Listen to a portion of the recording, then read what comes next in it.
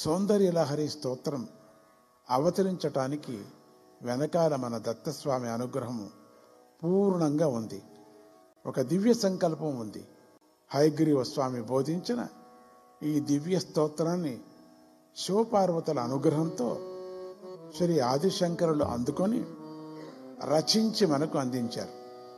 చండీ యాగం జరుగుతున్నటువంటి ఈ శుభ సందర్భంలో, ఈ శుభ సమయంలో అందరూ కూడా సౌందర్య లహరిని పారాయణం చేయండి.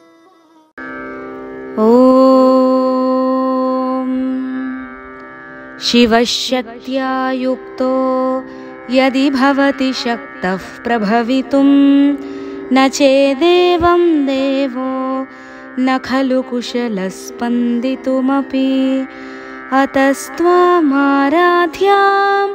హరిహర విరించాదిభిరపి ప్రణంతుం స్తోతుం వా కథమకృత పుణ్యః ప్రభవతి తనీయాం సంపాంసుం తవ చరణ పంకేరుహభవం విరించిః సంచిన్వన్ విరచయతి లోకాన వికలం వహత్యేనం శౌరిః కథమపి సహస్రేణ శిరసాం హరః సంక్షుధ్యైనం భజతి భసితో ధూళన విధిం అవిద్యానామంతస్తిమిరమిహిరద్వీపనగరీ జడానాం చైతన్యస్తబకమకరంద శృతిఝరీ దరిద్రానాం చింతామణిగుణనికా